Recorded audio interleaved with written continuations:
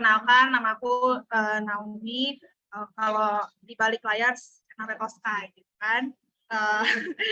Aku sekarang lagi ngambil S2 di Prasetya Mulia, jurusannya di Venture Innovation, ambil master di situ. Sedikit tentang diriku, dulu tuh aku adalah tentang marketplace bahan bangunan. Terus habis itu aku juga pernah jadi research analyst di Tapio Management Consultant, itu ada di Malaysia, itu perusahaan orang Jerman. Jadi membantu foreign direct investment kalau misalnya ada orang-orang Eropa mau investasi di Malaysia gitu kan. Nah, terus kalau untuk di Sokar, aku adalah document validation, jadi kurang lebihnya aku bisa memverify mana orang yang asli, mana orang yang palsu dari dokumennya gitu. Nah, terus habis itu dulu bekerja di Facebook, tapi sekarang udah ganti nama. Jadi dulu kerja di Facebook, Instagram, itu kan satu perusahaan ya. Kalau sekarang mudahnya disebut Meta. Jadi dulu aku adalah orang yang di balik layar, menganalisa setiap konten-konten mereka. Kalau untuk di BCP itu dia itu ada di Surabaya, dan aku bagian logistik analisnya. Terakhir untuk dari segi pekerjaan, terakhir itu adalah aku di Barsan Logistik, ini perusahaan Turki di bidang export operation. Nah, sambil aku bekerja, sebenarnya aku tuh udah ngebangun bisnis aku. Kalau untuk yang TM Cargo tuh udah hampir 2 tahunan, tapi setelah COVID kita mencoba pivot. Sekarang yang lagi dibangun adalah Waste Projections, itu SaaS platform untuk waste management. Jadi intinya kalau kita punya sampah, kita bisa memvalue sampahnya mana yang bisa diperjualbelikan dan punya nilai, dan mana yang tidak. Tapi karena ini B2B, jadi ini sektoralnya bermulanya dari konsultansi aja sih untuk sekarang ini. Gitu. Nah, kalau sekarang aku berarti stop share dulu ya, berarti ya. Untuk gantinya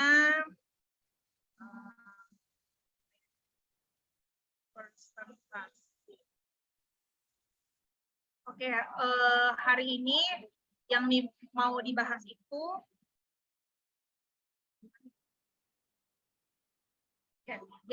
itu adalah hubungan inovasi dan bisnis. Ini adalah ilmu yang aku pelajari ketika aku mulai usaha, dan juga masuk dengan para pengusaha, knowledge apa sih yang aku dapat gitu kan. Nah, hal yang harus diingat pertama kali adalah tentang inovasi itu selalu bermula baiknya dari customer, dan kita bisa mengolah itu semua. Dan ketika itu bisa diolah, kita tahu mana yang harus di-invent, mana yang harus diperbaiki gitu, mana yang harus diinovasikan gitu kan. Itu dari Jeff Bezos. Orang pasti tahu siapa Jeff Bezos itu. Dan ini yang aku pelajari selama aku usaha ya, bahwa nature of entrepreneurship itu bukan cuma tentang kita punya ide, kita bisa ngolah duit doang, tapi bagaimana kita bisa meng-create bisnisnya itu sendiri. Kita juga paham bagaimana ekonomi activity-nya. Terus kita juga bisa mengetahui tentang innovation dan creativity yang bisa membantu bisnis itu sendiri. Terus mitigasi resiko, profit, ada gap apa di antara obstacle-obstacle atau tantangan-tantangan dalam menghadapi bisnis, dan juga organizing function. Jadi setiap fungsi itu punya fungsi apa aja gitu kan. Makanya kalau orang bilang bahwa entrepreneurship itu meminta kita harus jadi expert generalis, karena kita nggak bisa hanya paham ekonomi doang atau mungkin operasional doang. Kita memang diminta untuk paham semua divisi yang ada di dalam tubuh perusahaan itu. Nah, kalau dilihat bahwa perusahaan yang besar itu pasti melakukan yang namanya inovasi. Inovasi itu entahlah dia mengencangkan atau menambah bisnis model, atau misalnya dia menambah strategi, atau mungkin dia menambah timnya untuk memperbesar usahanya gitu kan.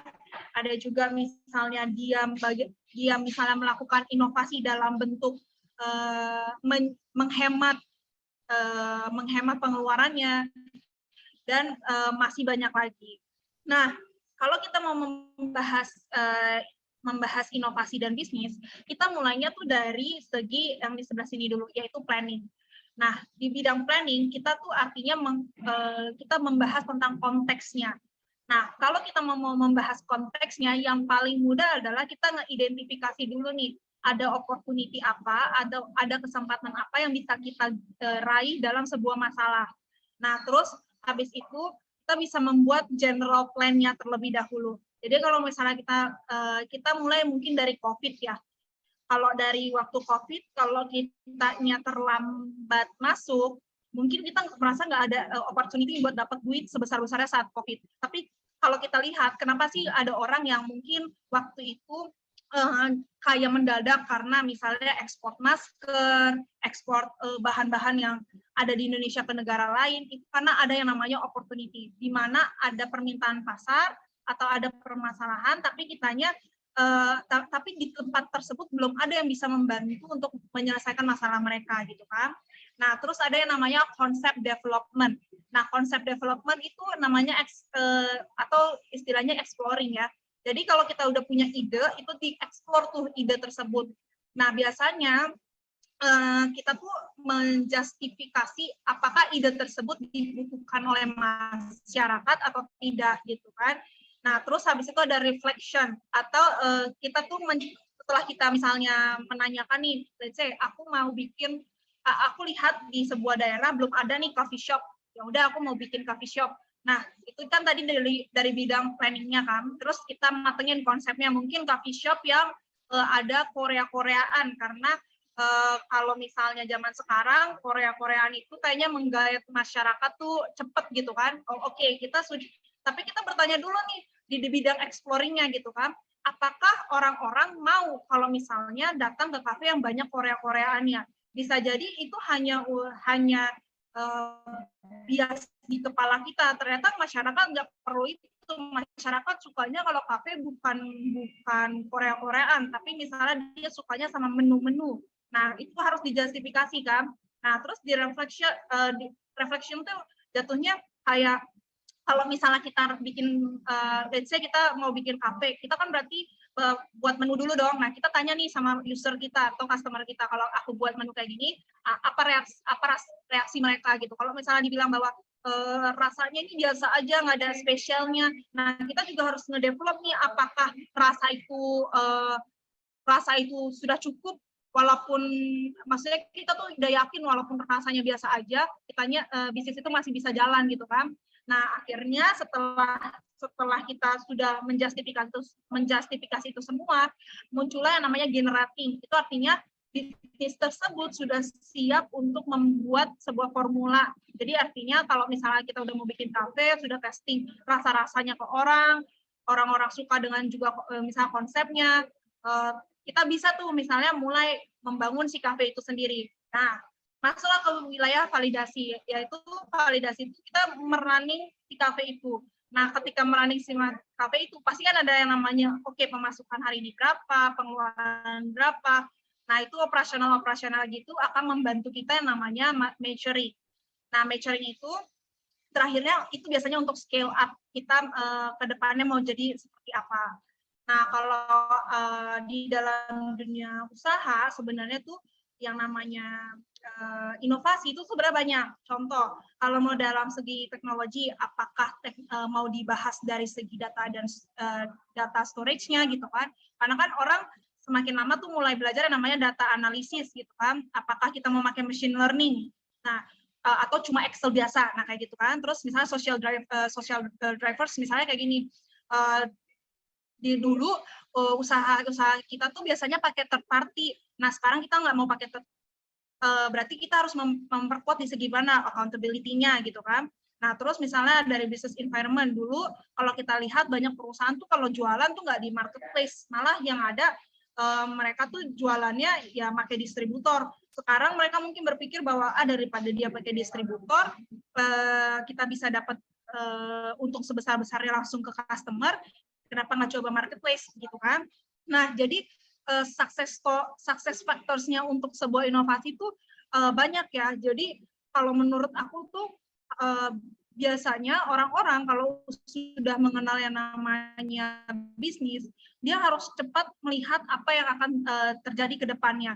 Contoh kalau misalnya kita punya bisnis berbau startup. Nah, startup itu ketika kita buatnya saat ini, di beberapa tahun yang akan datang kan akan ada namanya industri 4.0.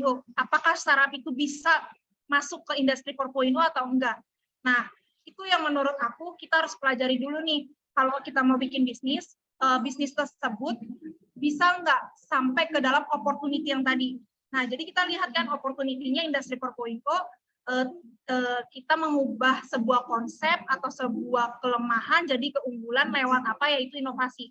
Nah, inovasi ini bisa jadi memperkuat usahamu, bisa juga menambah peluang perusahaan baru gitu kan. Nah, jadi biasanya langkah-langkah perusahaan-perusahaan besar yang mungkin bisa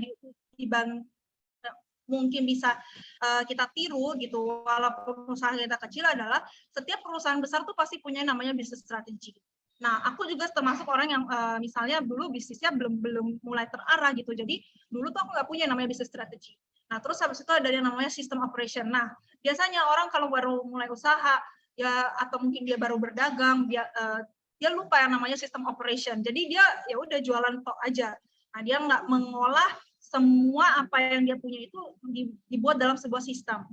Nah, setelah kita sudah punya sistem, biasanya tuh ada masalahnya tuh bukan di sistem tersebut, tapi di orang. Nah, makanya ada manajemen innovation.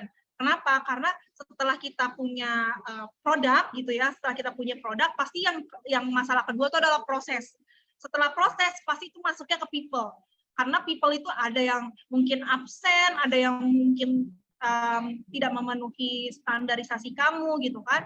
Nah, baru setelah masuk ke wilayah manajemen, baru kita masuk ke information system, atau mungkin didukung dengan IT, didukung dengan teknologi-teknologi yang terbaru gitu. Nah, terakhir, kalau kita sudah bisa menggather ini semua, masuklah kita ke satu bisnis proses yang namanya business innovation. Jadi, kalau kita sudah memulai dari langkah 1 ke langkah 2, langkah 3, langkah 4, ke langkah 5, nah berarti kita sudah merombak sebuah usaha kita menjadi jauh lebih baik. Nah, ini yang menurut aku yang harus diperhatikan sama orang-orang kalau misalnya dia membuat innovation.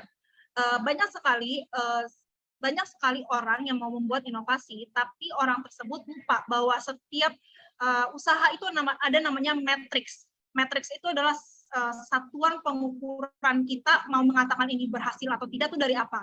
Contoh, kalau saya punya bisnis sebelumnya investmentnya jelek, artinya saya naruh 100 tapi saya naruh 100 juta tapi break even point atau kembali modalnya 3 tahun kemudian. Berarti kalau dalam konsep bisnis itu mungkin kita ngerasa ya udah itu biasa aja, tapi mungkin dengan adanya teman bilang bahwa kayaknya 3 tahun kelamaan deh. Nah, kita coba lihat apakah memang mungkin nggak sih kalau itu dipercepat kita balik modal dalam setahun.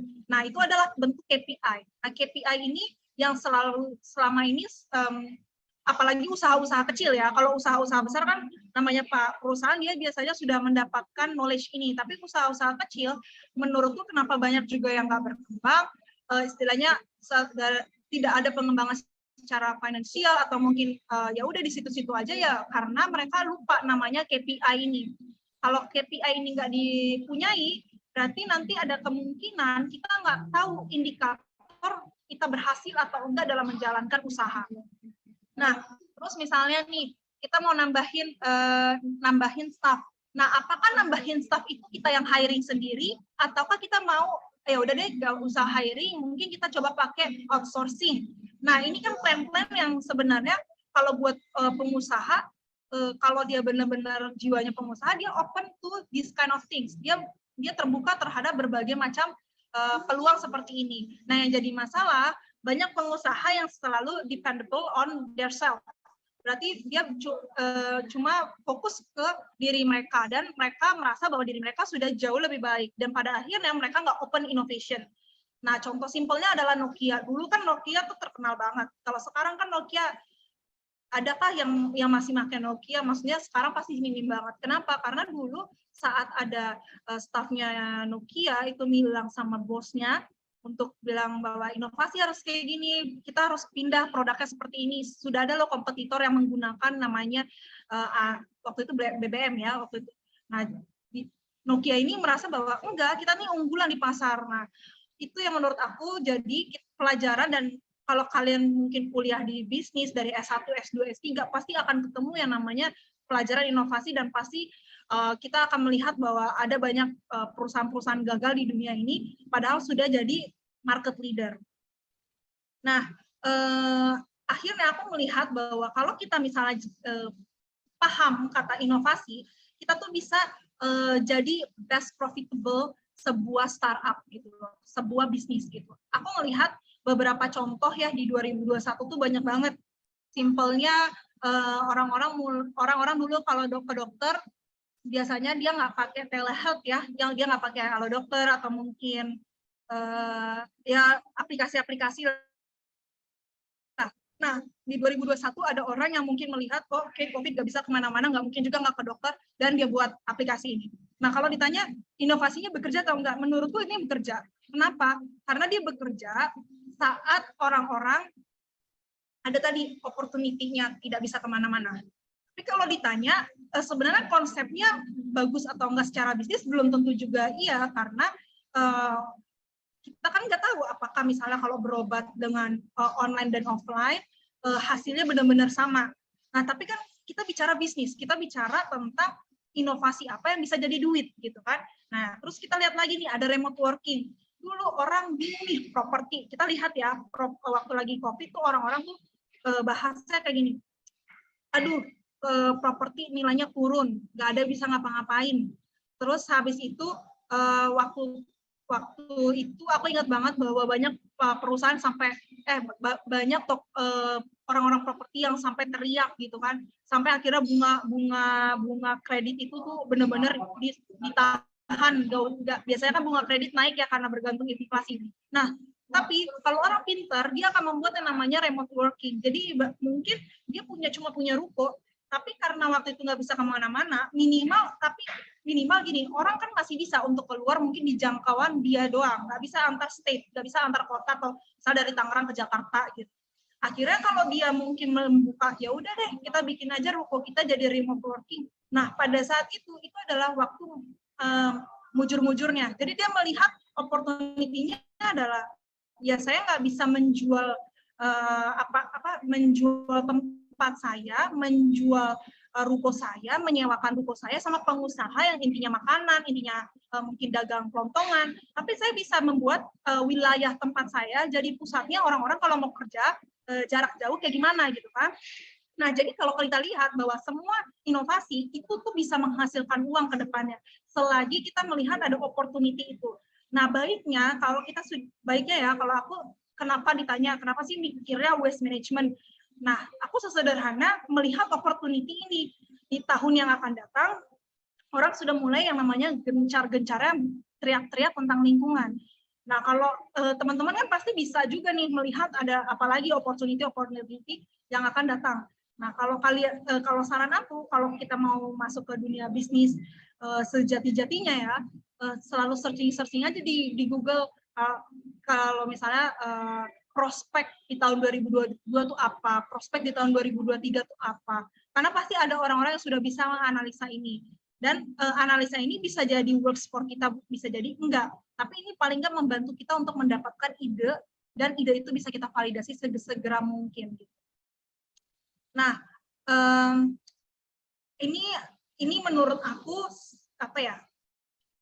Innovation plus entrepreneur itu satu kesatuan, dan itu nggak bisa nggak bisa dihilangkan gitu. Karena menurut aku banyak orang mungkin bisa berdagang, mungkin dia bisa mendapatkan duit, tapi dia nggak kreatif. Nah, salahnya banyak sekali orang-orang di Indonesia bahwa bisnis kreatif itu adalah ya udah sekedar misalnya kita mau bikin baju, sekedar kita mau bikin produk-produk yang mungkin kopi dengan brand lain. Nah, padahal sebenarnya innovation itu seluas itu gitu kan, dan kreativitas itu bukan sebuah industri, tapi itu sebuah kewajiban dan itu sebuah skill yang diperlukan. Nah, kalau ditanya apa sih yang membuat kita wajib dan bisa berinovasi. Contohnya kayak gini, kita selama ini bisnis. Pertanyaan pertamanya adalah selain kamu punya untung, kamu punya apa lagi yang bisa kamu banggakan? Nah, ini aku pernah ditanya sama beberapa orang di luar sana ketika aku menjalankan usahaku. Dan sekalipun aku juga sebagai intrapreneur di sebuah perusahaan ya, jadi perusahaan tuh juga suka nanya, menurut kamu kenapa sih kita harus lakuin ini? Kalau misalnya ini kan sudah menguntungkan, kayaknya kok kayak versi seorang Naomi itu kayak kurang banget ya untuk melakukan ini. Nah, akhirnya aku bilang bahwa kita bisa lihat di sini nih, ada namanya market impact. Nah, market impact itu apa sih? Jadi kayak misalnya, oke, kita sudah dapetin profit, tapi kita belum nih dapetin yang namanya market positioning, atau kita tuh belum bisa mendefinisikan kita tuh nomor 1 kah, nomor 2 kah, nomor 3 kah dalam industri itu. Nah, untuk bisa dapetin itu, menurut aku bukan cuma dengan yang namanya kita sewa influencer, atau mungkin kita iklan-iklan, tapi lebih ke arah mungkin gini, oh kamu kalau beli aku, kalau kamu beli barang aku, kamu bisa membantu petani di desa. Nah, itu tuh menurut aku adalah market impact. Jadi market impact ini bukan cuma tentang stakeholders yang ada di dalam bisnis itu, tapi juga di luar bisnis itu. Terus habis itu kita misalnya melihat, misalnya kayak ini ada ditulis explore supply chain. Nah, selama ini operasional kita biasa-biasa aja gitu kan, tapi ketika ada yang namanya mungkin banjir, atau mungkin yang ada namanya bencana alam, atau mungkin pas COVID, nah itu kan sebenarnya adalah sebuah ancaman terhadap bisnis kita. Tapi kalau kitanya nggak melihat dan nggak bergerak untuk keluar dari zona nyaman, ya kita nggak akan bisa maju, karena apa? Kita bergantung sama supply chain atau bentuk operasional yang masa kini. Nah, mungkin di kemudian hari kita bisa juga kok bikin misalnya kalau mau ngantar barang kita tuh cepat loh, sejam doang. Kalau ditanya kenapa cepat sejam doang, kita pakai drone. Nganternya udah nggak pakai online courier lagi, tapi pakai drone. Nah, kalau ditanya apakah itu adalah hal yang mahal, itu mungkin hal yang mahal, tapi kan itu membantu experience orang bahwa merasa, oh bisa ya ngirim barang pakai drone, wah ternyata drone ini ternyata bisa loh ngantar barang aku dari mungkin dari Jakarta ke Serang dengan waktu cuma 1 jam, padahal kalau secara perjalanan itu nggak akan mungkin gitu kan, dan kalau misalnya pakai kurir online itu punya keterbatasan. Nah, itu tuh yang harus dipikir-pikirin nih kalau di kemudian hari. Akhirnya apa? Kalau misalnya kita pakai drone, orang juga akhirnya mungkin yang kita merasa bahwa itu bakal cost nih, itu bakal ya nggak nutup lah secara operasional. But somehow dengan adanya experience yang baru seperti ini bisa membantu masyarakat untuk membeli produk kamu jauh lebih banyak lagi gitu kan, karena mereka merasakan bagaimana pengantaran lewat drone kayak gitu. Nah, terus misalnya skill. Nah, ada beberapa perusahaan yang aku lihat, atau mungkin orang-orang ini bukan cuma perusahaan ya, tapi ini kayak misalnya kita berdagang. Ada beberapa owner yang mungkin agak pelit ilmu terhadap misalnya staffnya gitu. Nah, sedangkan sebenarnya kalau aku selama aku mendapatkan knowledge dari beberapa orang-orang yang wow di negara-negara ya, mereka selalu mengatakan bahwa kalau kita seorang owner of the business, kita juga harus sebagai owner of the people. Artinya apa? Kita harus memiliki si orang-orang ini. Kalau misalnya kamu punya usaha, terus usaha tersebut diisi sama anak-anak yang let's say dia kamu gaji cuma 1 juta, berarti kan skillnya bukan skill pro. Nah, untuk membentuk skill 0 to 100 itu adalah tanggung jawab si owner itu, pemimpinnya. Nah, terkadang banyak orang yang nggak melihat hal ini dan mereka merasa bahwa itu kan tanggung jawabnya si karyawan kita. Padahal inovasi itu diperlukan. Aku mau mengatakannya kayak gini. Aku belajar ini dari Facebook. Kalau waktu aku bekerja di sana, aku mengakui bahwa Facebook itu adalah cuma satu-satunya perusahaan aku yang memperlihatkan concern terhadap well-being si karyawannya bahkan sebelum adanya COVID.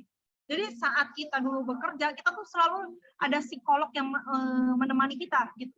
Jadi kalau ditanya buat apa sih psikolog harus ada menemani kita gitu kan?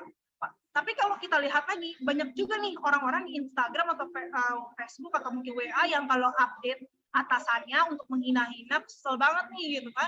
Nah, terakhir apa? Mereka juga nggak punya mental yang sehat, artinya toksik banget nih di dalam dunia pekerjaan mereka. Nah, mungkin sebagai orang yang platformnya itu gitu ya, Facebook, Instagram itu men-capture bahwa oh ternyata karyawan itu perlu loh sesuatu di luar dari pekerjaannya. Nah, itu adalah kurang lebih inovasi-inovasi yang bisa kita lakukan gitu. Dan kita harus ingat bahwa inovasi itu adalah menambah-nambah nilai. Artinya apa? Nilai, entah nilai produk kita atau nilai servis kita gitu. Dan inovasi itu nggak harus yang wow-wow banget ya. Misal gini, dulu kita barang itu bisa kita antar ke customer 3 hari. Nah, sekarang bisa jadi 2 hari, besok bisa jadi 1 hari. Nah, itu adalah scale of inovasi gitu kan. Nah, kalau menurut aku inovasi ini bisa sukses kalau misalnya pertama kita bisa ngerasain atau personal resilience, kita bisa ngerasain juga apa sih perasaan si customer kalau misalnya barangnya lambat.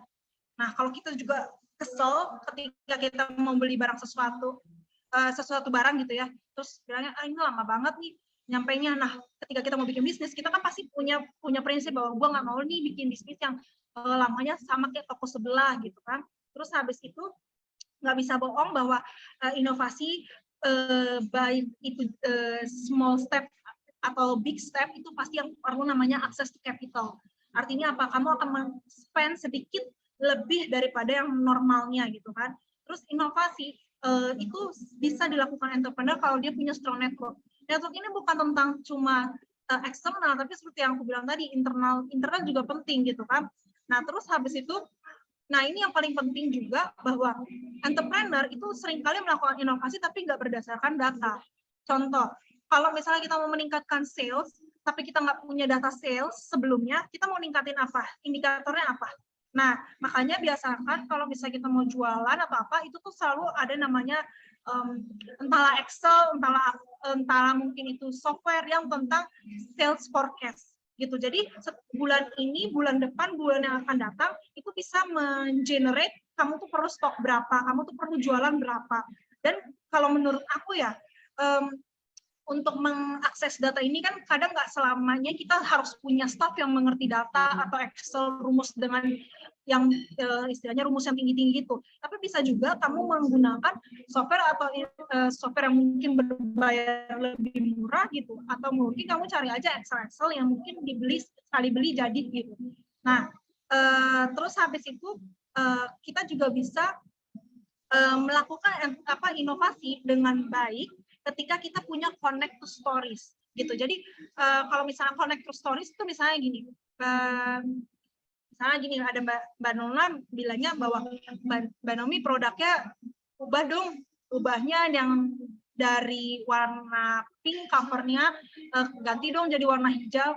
Nah, aku nanya kenapa? Ternyata warna hijau itu warna yang mengingatkan Mbak Nona waktu pertama kali ketemu sama suaminya, saya gitu kan. Nah, jadi aku bisa membuat konsep true stories. Artinya apa? Konsep-konsep cerita dari orang-orang masuk ke dalam produk atau service aku. Dan itu belum tentu selalunya sesuatu yang related gitu. Aku biasanya membuat sebuah bisnis sebenarnya dengan pain atau rasa kekecewaan orang lain terhadap mungkin produk yang tidak sama dengan aku. Nah, habis itu kita lihat juga bahwa entrepreneur itu bisa sukses untuk membuat yang namanya inovasi dengan cara apa? Sistem thinkingnya diubah. Karena gini, kalau kalian ketahui bahwa sistem thinking itu ada dua ya, ada namanya fixed mindset, ada namanya growth mindset. Nah, kalau misalnya kita sebagai seorang bos, itu biasanya ada namanya ego, bahwa kita percaya bahwa kita yang jauh lebih baik dan anak-anak buah kita tuh nggak mengerti apapun. Nah, itu biasanya itu adalah sistem fixed mindset. Nah, tapi kalau misalnya sistem growth mindset, ketika ada yang memberikan saran, usul, kita tuh belum tentu mereject, kita juga belum tentu menerima, tapi kita benar-benar mencoba dulu nih. Oke, kita trial error deh kalau kita gunain ide dia, atau mungkin kalau misalnya ide ini benar-benar berjalan, apa resikonya, apa keuntungannya.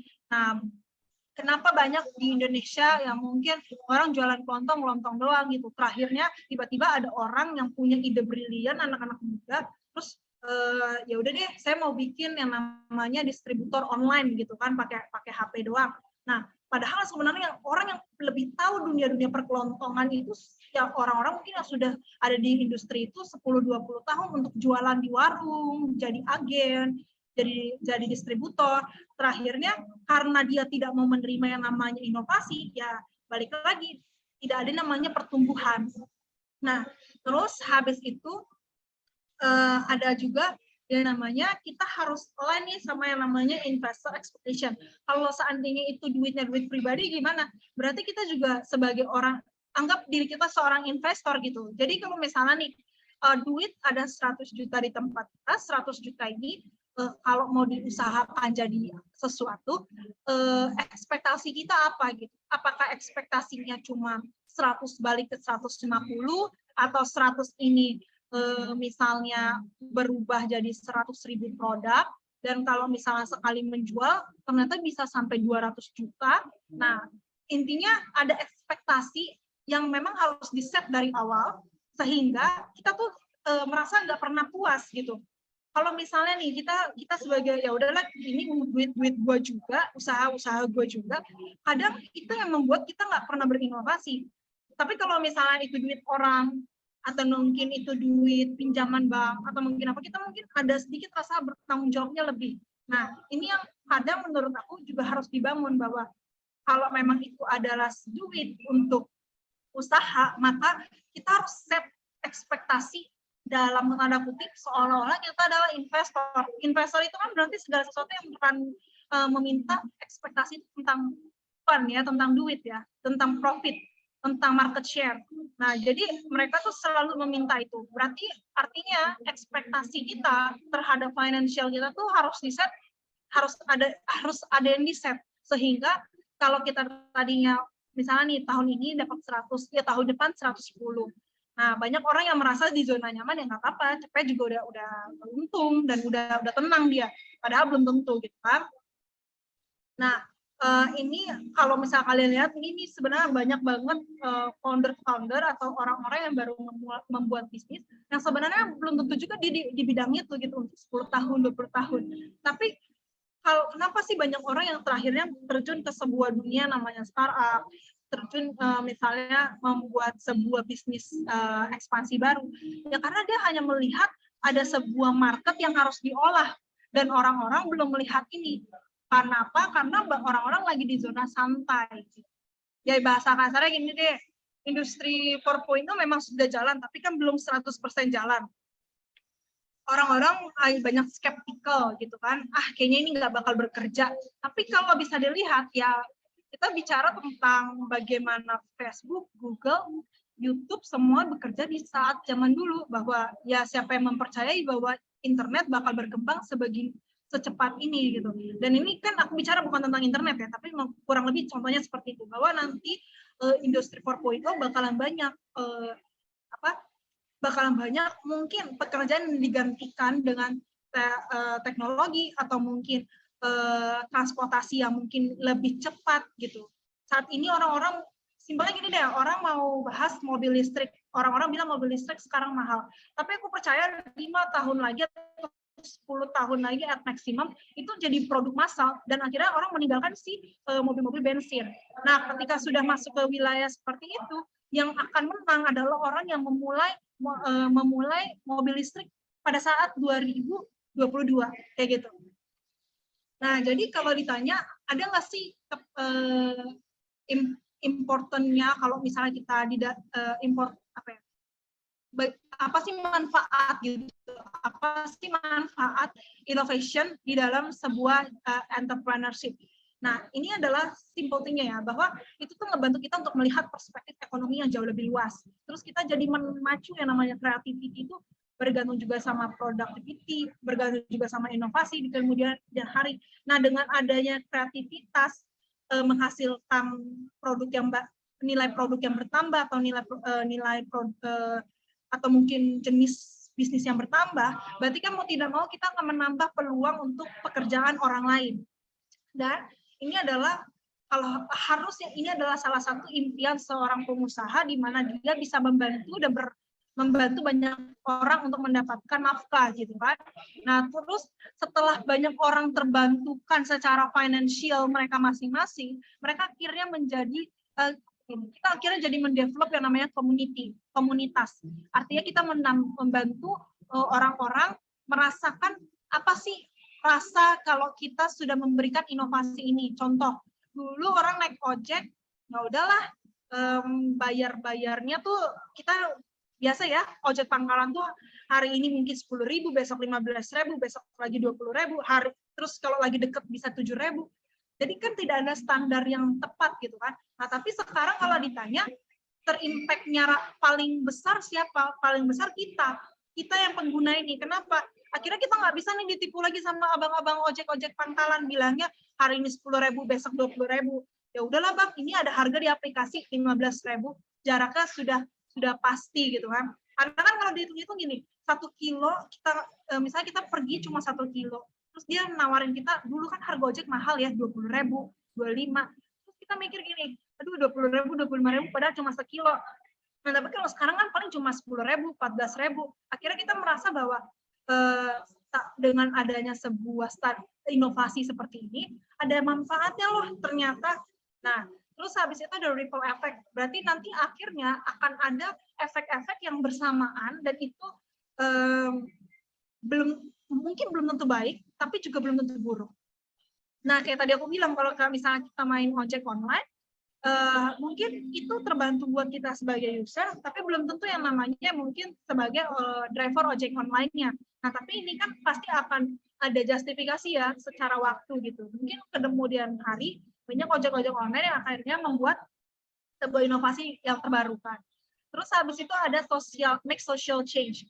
Nah, social change itu seperti apa? Social change itu bisa simpelnya kayak ibu-ibu. Nah, aku mau ceritain dulu nih. Dulu waktu ini salah satu pendiri Gojek, bukan Nadiem Makarim ya, itu adalah teman aku gitu.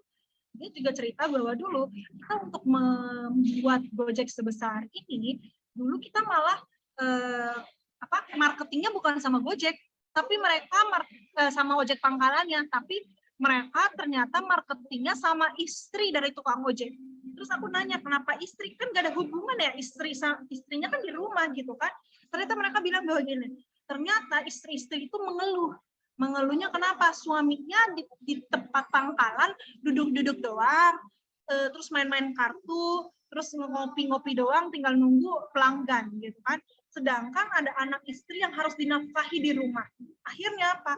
Kita akhirnya dengan sebuah inovasi itu ada namanya social change, perubahan dari yang dulu tukang ojek mungkin dipandangnya jadi seolah rendah, sekarang kan sudah naik derajat. Artinya apa? Dia juga sama seperti karyawan lain.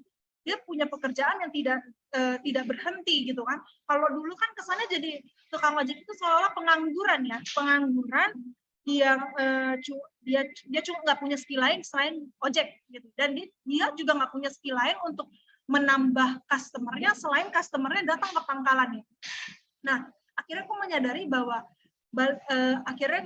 bahwa nomor 7 itu ternyata adalah after effect ya.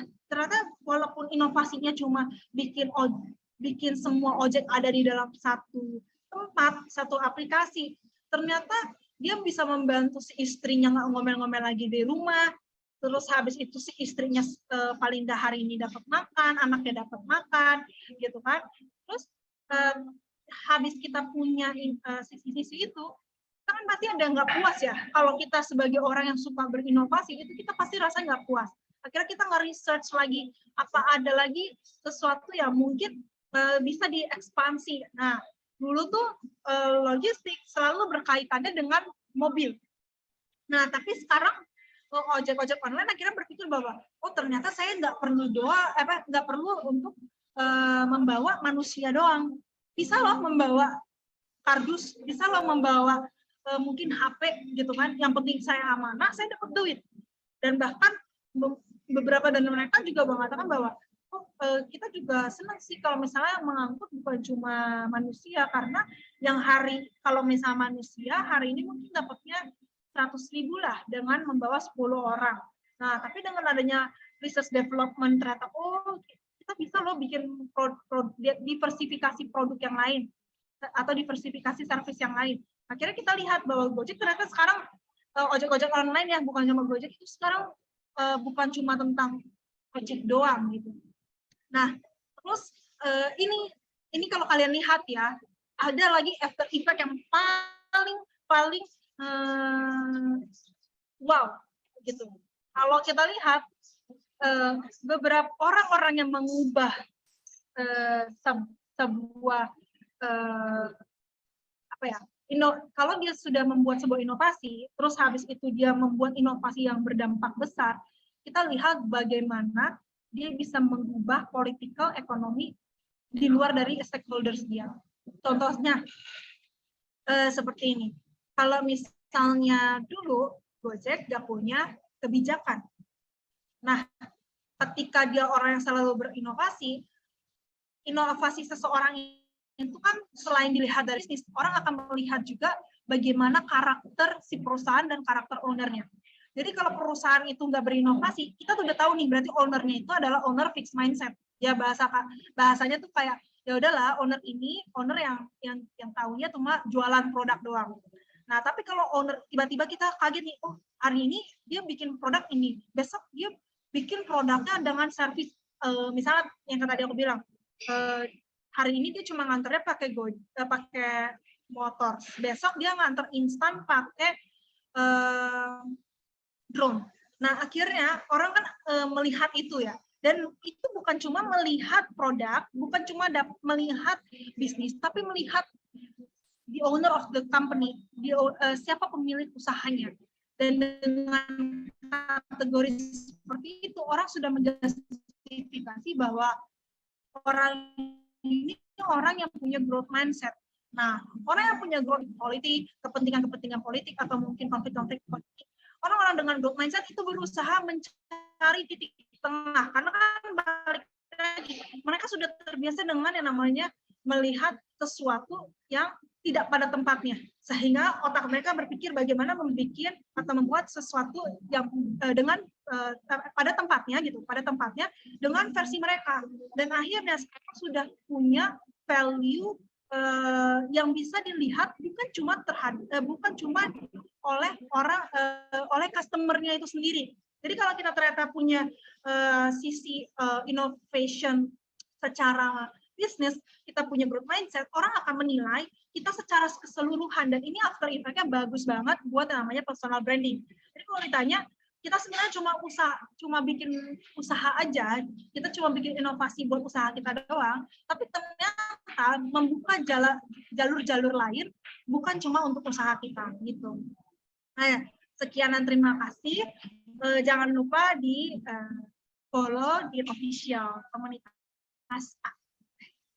So, mungkin aku stop share dulu, kita buat pertanyaan kalau memang ada.